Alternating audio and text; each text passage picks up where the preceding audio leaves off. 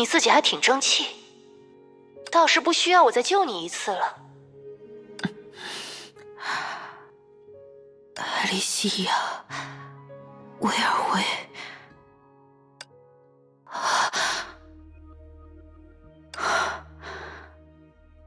我似乎做了一个很长的梦。何止是做梦，你整个人都凭空消失了半个小时。提安娜和布罗尼亚没事吧？没什么大事，只不过他们在调查这个区域时也出现了不同程度的幻觉。还好尤兰戴尔反应神速，没有让他们重蹈你的覆辙。来，站着别动，让我把你好好检查一遍。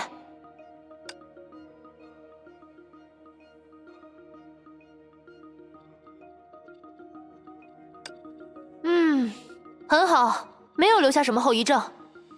你自己去找凯安娜他们吧，我还有别的事情要忙。等等，是这绿者。你还有啥事儿？事先说好，我现在真的很忙。你刚才说我凭空消失了一段时间，那究竟是怎么回事？你知道我是怎么回事吧？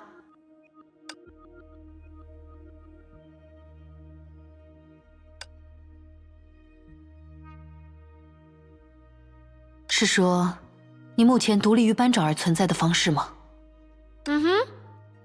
笼统的来讲，我现在不过是一根羽毛。但你们有没有好奇过，所谓的羽毛又究竟是什么？不是雨渡尘的一部分吗？那雨渡尘又是怎么做出来的？是上个纪元的绿者核心。难道说和理智绿者的情况类似？雨渡尘的羽毛其实就是……沾边了。一般来说，把羽毛当作一种记录装置，或者一种特殊的通信器，其实都可以。但从本质上讲，它是绿者核心的内侧，是虚数空间与现实的一种接口。你知道希尔曾经消失在量子之海的经历吧？无论是我的现状，还是你刚才的遭遇，他们都与此类似。而唯一的区别在于，否定我们实体的是虚数空间，而非量子之海。只是我的核心天然就擅长内外翻转，但你们显然对此并不适应。幻觉呀，做梦啊，凭空消失呀，在空间混乱的地方，圣痕计划玩的所有把戏都与这种内外翻转有关。还是雨兔做的手脚吗？那可未必。哎呀，好了好了，我也不是什么教书先生，你们认识的科学家多的是，更复杂的问题还是留着去问他们吧。哎呀，跟着你们忙活了这么久，我也是时候好好休息一会儿了。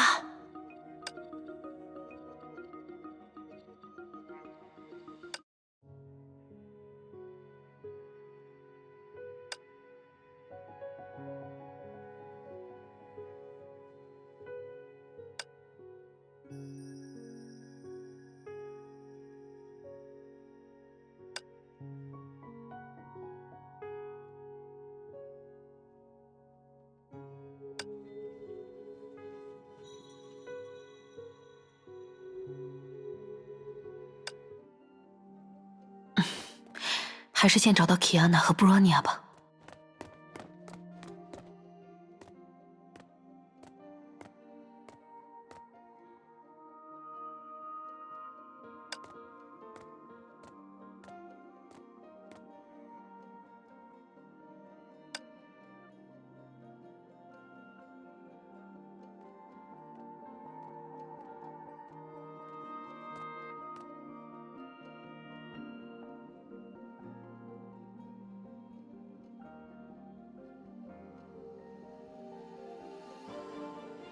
牙医，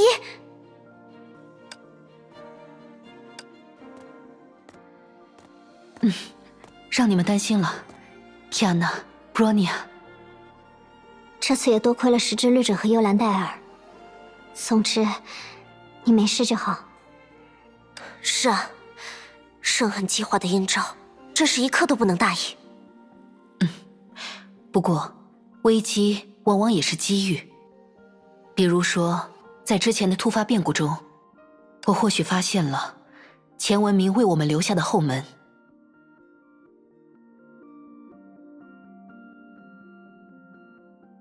原来如此，我觉得特斯拉博士应该会很有兴趣。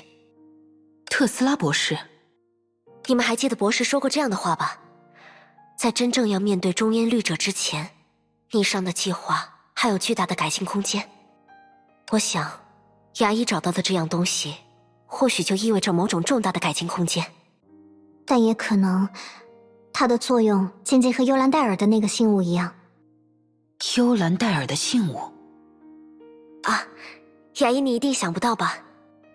其实，幽兰戴尔就是赋予我基因的那位原本的 Kiana。她因为事故失去了记忆，又经历了很多阴差阳错的事。直到今天，我们一起救出老爸的时候，因为一件得自凯瑟兰娜圣恒空间的信物，真相才终于浮出水面。啊，难怪。哎，牙医，你根本不吃惊吗？不吃惊啊。这件事尽管听上去匪夷所思，但确实非常合理。Bronya 应该也是同感吧。Bronya 还是比牙医刚才的反应要稍微吃惊一些。不过要说会被这个消息吓一跳的人，即使是学院长，据说也只是在刚听到的时候愣了好一会儿而已。总之，事情就是这样了。当那个信物为我们彼此分享了记忆之后，它就不留痕迹的彻底消散了。Bronya 刚才指的就是这个方面吧？确实不能排除这种可能。只不过，因为它是13音节中那位维尔威的作品，我愿意对他抱有更大的信心。原来如此。啊，你们刚好在这里。牙医，你还好吗？薛院长，抱歉，让大家担心了。不要这样说，牙医，人没事比什么都好。石之律者已经把情况向我做了介绍，看起来你们也打算把牙医找到的信标交给逆商的博士们研究，对吧？那正好，我本就打算带奇亚娜和牙医亲自去一趟盐湖基地，当然石之律者也会作为护卫与我们一同穿梭空间，以防不测。那么圣弗雷亚的防卫就暂时交给 Bronya。在齐格飞抵达海渊城之后，浮华会赶过来支援你和希尔。海渊城的态势目前非常稳定，我们可以把它当作大后方来看待。这么听上去，逆商那边似乎准备了相当成熟的作战方案啊。确实，不过你的信标对他们来说肯定是一种惊喜了。所以，你们什么时候出发？石之律者似乎需自己休息了。他不是答应我？拜托，我又不是你们的打工仔，哪有呼之即来挥之即去的道理？要不是我宅心仁厚，怕你们再被羽兔之类的家伙戏耍，又哪里想管你们？石之律者，原来你一直都在这里啊！哼，还不是有人没把话听清楚。我答应德丽莎的是找到雷电牙医，保护基安娜和她的安全，又几时答应和你们一起行动了？唉，德丽莎，你好歹都是天命主教了，天命的 S 级女武神都归你管，这难道还不够吗？石之律者，你的全能独一无二。那是自然，不用你来恭维，也别想从我身上捞到别的好处。当然了，毕竟你是自由的律者嘛。不过，我其实是说，即便远在天边，我也相信你会在必要的时候遵守诺言，保护我们。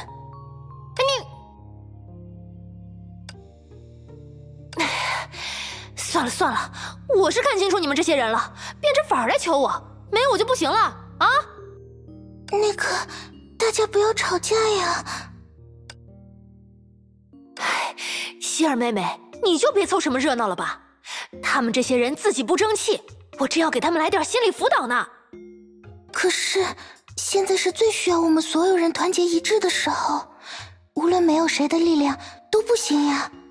就像我们之前遇到的苏莎娜，她只是一名普普通通的女武神，但如果没有她的帮助，我们在海渊城的时候就可能做出很多事倍功半的事，不是吗？希尔你，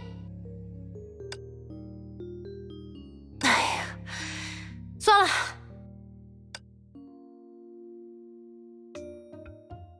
哼，看在希儿的面子上，你们所有人都欠我一个人情，懂吗？所以，你愿意和大家和好了，对吧？总之，别用那种无辜的眼神看着我，还不停地说奇怪的话，算我求你了，可以吗？好的，对不起。所以，我们这是可以出发了吗？看起来是没什么问题了。事先说好，如果没有绝对的必要，我是不会帮你们出手的啊。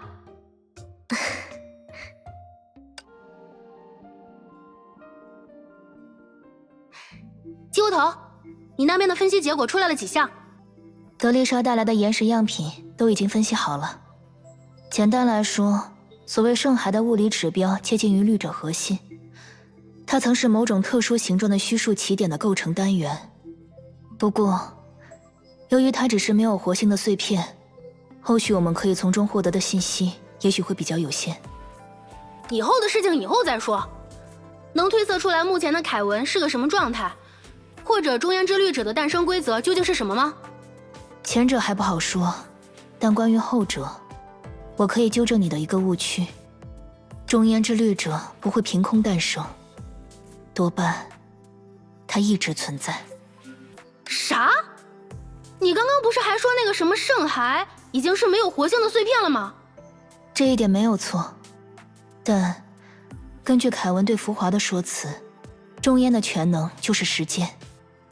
由于律者的核心虚数起点，它本身已经是虚数空间的不动点，所以一旦将时间也一并划入这个体系，我们就只能得出结论：中焉之律者会以某种形式不受任何时空变换的影响。这不就制造出了一个更大的矛盾吗？如果中焉不受时间的影响，圣痕计划又要怎样通过时间来影响它，去夺取它的力量？从这个角度思考，它的确存在矛盾。但如果圣痕计划归根结底本就是与中焉互为表里的一种存在呢？啊？从福华那里了解到凯文的态度之后，对于一件事，我感到非常困惑。为什么在凯文看来，圣痕计划只要执行，就必定战胜崩坏？难道不是因为打不过就加入吗？那么，崩坏为什么需要我们加入？凯文不是说崩坏是一种拥抱？啊！看来你也意识到了，我们还不知道所谓的茧究竟是什么，但我猜测，它应当是一种模板。圣痕计划将现实与虚数空间同化，大概就是想用一种削足适履的方式，让他们定义的人类与中焉同调。如果以上的猜想全部成立，那么凯文所背负的中焉全能，有朝一日就必然会均摊在全体人类的身上。到那时，所有幸存的新人类都会被附上名为中焉的影子。虽然如果真到了这一步，它多半反而是无害的。顺着这个思路，如果用新人类去对应支配之律者的人偶，那么圣痕计划本身就是在营建支配剧场。不对，圣痕计划并不能直接控制圣痕觉醒者，而世界蛇看起来也不认为他们最终会失去自由。所以这其实是说，旧人类被当作了人偶那样的基石，而新人类其实就等价于奥托那样的存在。不过这毕竟只是个比喻，有不恰当之处也在所难免。只是，既然讨论到了这里，你所研究的信标，它的重要性也就显而易见了。哦，对，光顾着讲你那边的发现了，我这边的情况还一点都没有聊到呢。从目前的结论来说，我们的确可以把牙医找到的这个信标当作某种发信装置，只不过他在试图向一个不存在的对象发送信息。根据我们目前的测量结果，信标以牙医的核心作为能量来源，始终向虚数空间发射着一种只包含简单重复信息的信号。虽然我们无法知晓这个简单重复信息的含义是什么，但从发信装置的设计逻辑上讲，这多半意味着它始终没有找到通信目标，就像一部显示着无服务的手机在拼命搜索信号基站一样。会是始源之律者吗？不知道，从技术手段上，这很难论证。毕竟，我们甚至没有人真正见识过始源的全能。比起这个，我更在意的，反而是牙医为何能找到信标。你是指时之律者提醒我们的那件事？他说雷电牙医可能被圣痕计划盯上了。正是基于这个说法，以及凯文本人的言行，我意识到了一件微妙的事。不论是圣痕计划制造了信标，还是信标潜藏在圣痕计划之中，它都说明牙医这个人本身，对于圣痕计划而言，就是一种极其特殊的存在。我不知道这件事最终会导向什么，但无论如何，它值得我们去主动尝试。也就是说，就像天命的岛屿作战一样，你认为牙医想做的事与第2代月光王座计划并不矛盾？当然，这也是为了 Kiana 着想。而且这样一来，我们的整个作战方案也就基本得出眉目了。只要长光那边的可行性实验确认完成，我们就可以拉上所有人，召开针对地球现状的联合作战会议。这还真是要干一票大的了。在行动的规模上，我们当然不能输给圣痕计划嘛。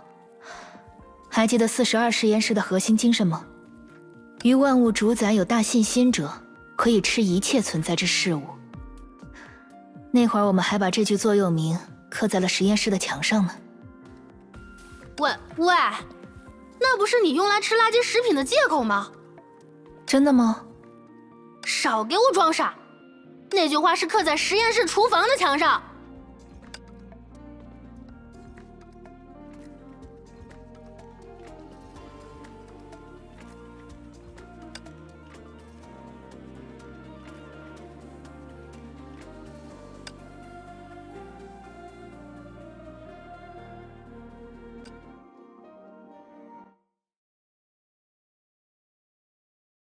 收到，天命总部目前状态稳定，随时都可以参加作战会议。你们也多保重，德丽莎主教。德丽莎大人打算在逆商总部主持这次的作战会议吗？是的，各方面的信号会通过千界议程进行加密传输，大家会把长光、特斯拉以及爱因斯坦的调查结果进行汇总，然后制定主动进攻圣痕计划，并最终与凯文对决的作战方案。而且，我们既要撕破人为的枷锁，也要一并跨越命定的终焉。也就是说，这是决定人类命运的一战。是的。比起爱因斯坦他们，我们倒是在世界炮中已经经历过一次了，虽然难言成功。当时我们对敌人的认知存在系统性的缺陷，也正因如此，这次的方案需要由多个不同性质的作战内容共同构成。夺回地球，探索始源，超越终焉。针对这3个战略目标，我们必须制定出彼此平行的独立方案。比如说，在我们像凯文一样有绝对的把握掌控终焉之前，我们就不能彻底摧毁圣痕计划。即便我们能够做到这一点，从战略上看的确如此，但如果我们不能争取到具体的战术优势，战略分析也只能是一纸空谈。关于这个方面，倒是有一个非常有趣的现象：天命、逆商、烛火之蛾，或者说世界蛇，面对我们刚才所说的3个课题，这3个组织恰好各为其一，给出了具体的解法。我相信，在这次作战会议结束的时候，即使是身为悲观主义者的薛定谔博士，也一定能够从中发现货真价实的希望。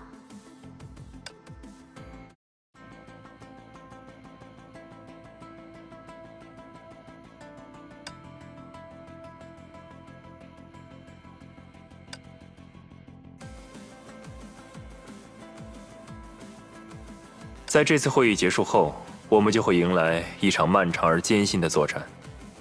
虽然现在问这句话可能有点多余，凯安娜、牙医、德丽莎女士，在等待分析结果的这段时间中，你们休息的如何？很充分了，比起只睡了几个小时的幽兰戴尔和李素商，我们的状态都可以用好整以暇来形容了。我利用这段时间做了一些感知刻印的正念训练，希望能对接下来的任务有所帮助。看来每个人的休息方式都不太一样呢。我直接回自己的床上睡了一觉，这个他俩估计都学不来。那确实是这样。好了，约定的时间已经差不多了，盟主，我们准备开始吧。幽兰戴尔、丽塔、长光，你们信号如何？天命总部没有一点问题。布罗尼亚，圣弗雷亚的情况也一切正常吧？伏破班长、谢尔以及布罗尼亚随时待命。齐格飞先生，海渊城的状态应该没有异常。苏莎娜把工作完成得很好，我和这边的李小姐也随时可以进入作战状态。好，那我们就话不多说，直接开始这次关于夺回地球、探索始源以及超越中烟的作战会议吧。长光，你先介绍天命负责的夺回地球这一部分吧。好呀，我就等着说这个呢。大家之前已经亲身了解过了天命的岛屿作战，我们经过一番斗争，在圣痕计划中保住了天命和逆商的总部，也通过海渊城开拓出了圣弗雷亚这样的前进据点。而接下来，我们计划夺回地球的方案，正是扩大这类岛屿的数量，在不必颠覆圣痕计划的情形下，让更多的地球空间能够暂时保持正常。当然，这样做需要巨大的能源消耗，天命也不可避免的要从虚数的规则中寻找可用资源。好在圣痕计划本身给了我们一个重要的启发，既然它利用中烟的力量重置了整个地球附近的空间，那我们只要充分学习这种利用方式，就能够在一定程度上与之分庭抗礼。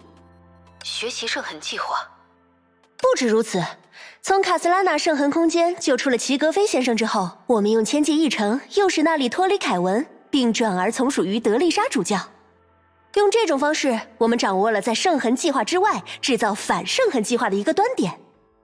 而众所周知，圣痕计划的另一个端点是月球，这其中起关键作用的是从月球逐步转移到凯文身上的中烟之力。想要直接模拟这一点，对我们来说显然不可能，但我们恰巧有刚才所说的学习模板可以利用。是指不仅仅模仿，还要直接利用圣痕计划本身？圣痕计划是一张由人类之梦编织而成的巨网，越是强大的圣痕觉醒者，编织它的能力也就越强。而十分幸运，我们恰巧拥有一位天元之人。大家想必都已经知道了幽兰戴尔的真正血统。事实上，他身上同时觉醒了卡斯兰娜和沙尼亚塔两种圣痕。如果说德丽莎主教能够帮我们掌握复制圣痕计划的基石，幽兰戴尔就可以为我们提供复制圣痕计划的路径。以沙尼亚特之力加以操纵，以卡斯兰娜之力加以收容。只要圣痕空间本身还能从虚数中汲取力量，他们就能够像圣痕计划一样去控制空间的存在形式。这整个过程仅需要千界一城、须弥芥子等非律者之物的参与，可以让提亚娜专心于其他部分的作战，而不必前后分心，顾此失彼。当然，比起探索始源和超越中烟，所谓夺回地球只是一种治标不治本的拔河做法，但它的路线图却最为清晰，在实现过程中也可以有效地为行动的其他两个部分提供辅助。至于参与人员方面，如前所说，他至少需要幽兰戴尔和德丽莎直接参与，协助人员目前暂定有齐格飞和苏莎娜，如果必要，再由以丽塔为首的预备队进行支援。行动的地点是选在了海渊城吧？其实单从效率来说，圣弗雷亚是一个更好的选择。我们最终倾向海渊城的理由，主要还是在于安全性的方面。你是说，曾经在没有外力干涉的情况下，海渊城仅凭自己的空间条件就躲过了中烟对世界的重置吗？就是这样，即便我们后面的尝试全部失败，也至少还能在海渊城的名下保存住一片过去的现实，就像幽兰戴尔曾经锚定过的那个世界炮一样。好，关于夺回地球基本情况，我一口气介绍完了，接下来接力棒就可以交到特斯拉前辈的手上了吧？等等，在始源之前，我想先谈一谈中烟，或者说第2代月光王座计划。如果是这个顺序，看来始源和中烟的关联性比我们一开始设想的情况还要密切很多啊。我记得第1代的月光王座计划是大规模制造将崩坏能转化为普通能源的装置，从而将崩坏无害化的计划。对，如果假设崩坏和文明之间具有某种形式的线性关系，它原本是一个能够彻底解决问题的工业方案。但后来，逆商逐步认识到，中烟之律者事实上是一种世界之外的存在，其性质与其他律者完全不同。正是这一点，这导致了月光王座在前文明的失败。面对一种自行其事的超然存在，时间不够或者产能不足就在所难免。也因此，逆商的第2代计划，它不再是一个工业方案，而是一种特别行动。特别行动？有点类似于我们之前对付支配制律者或者奥托时的情况，需要从根本上改变敌人的存在方式。这是准备会议的时候，爱因斯坦博士专门告诉我的。也就是说，这个计划和 Kiana 密切相关。确实，简单来说，我们要模仿西林在第2次崩坏中曾经做到的事。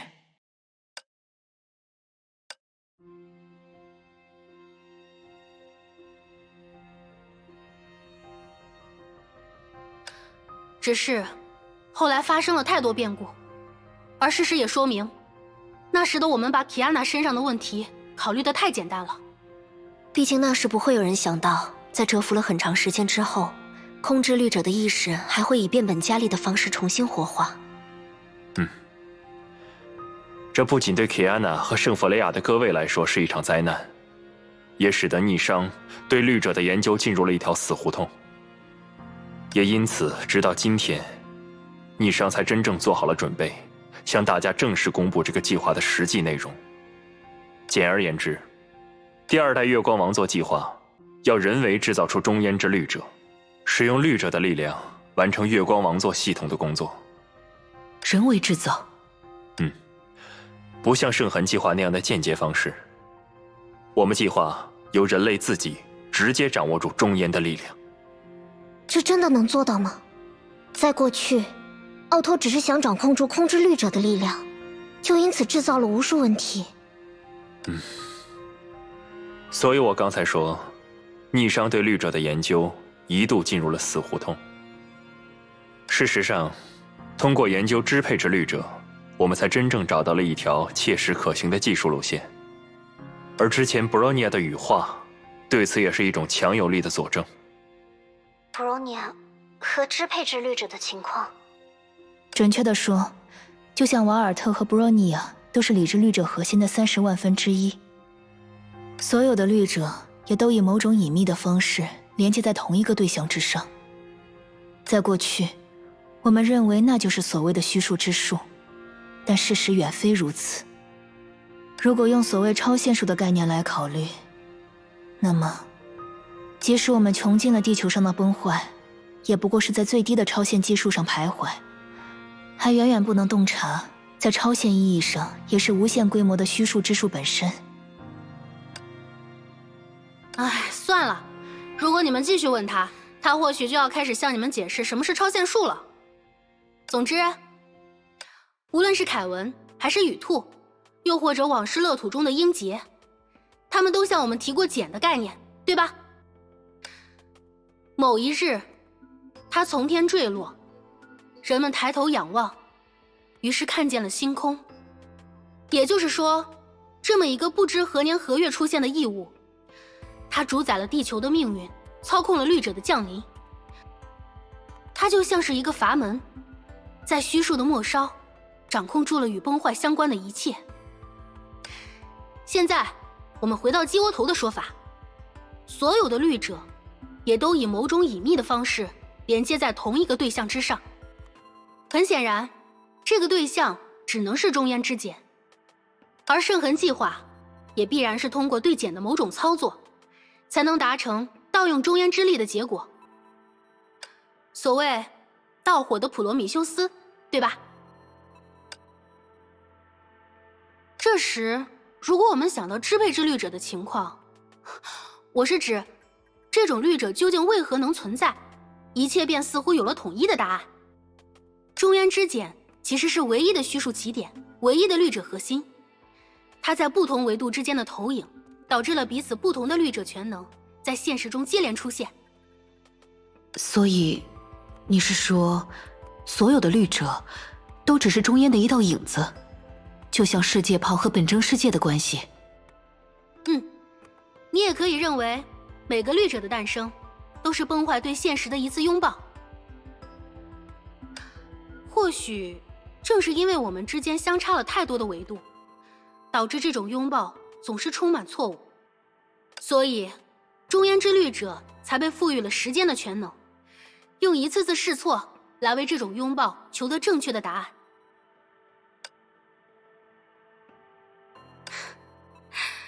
突然发现，人类或许只是宇宙中的一种小白鼠，是不是还挺伤感？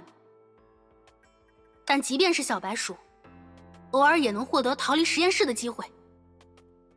所谓人为制造中烟之律者，对现在的我们来说，就是模仿支配之律者的全能，将中烟之力纳入人类掌控之下的做法，不是让人类去被动适应环境，而是改造环境，让它来适应人类。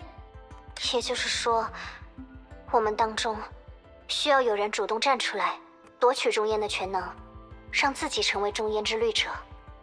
道理上就是这样，而且准确来说，类似的事在支配之律者以外还有一重案例。难道是西林？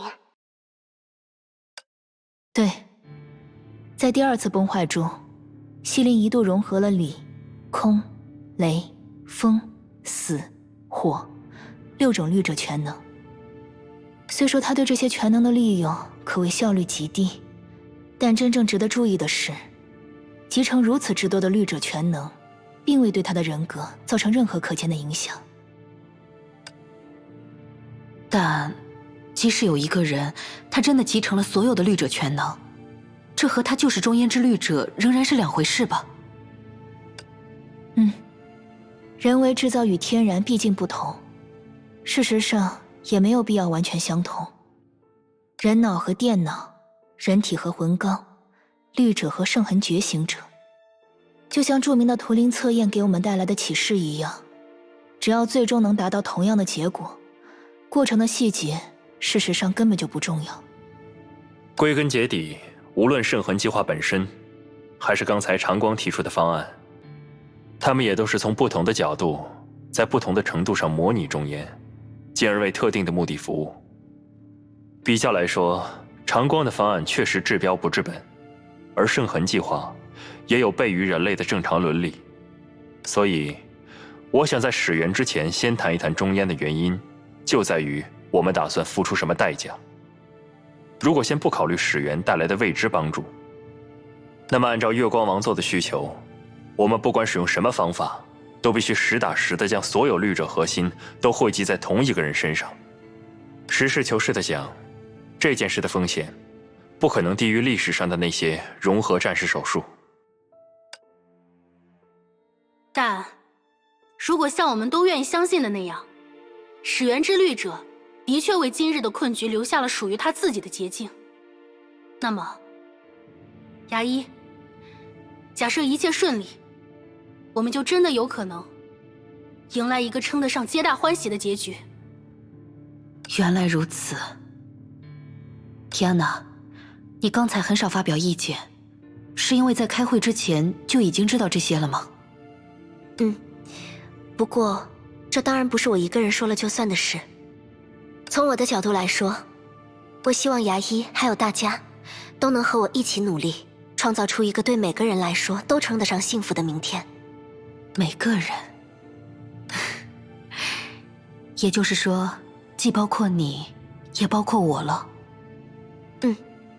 所以，牙医愿意相信我，也相信你自己吗？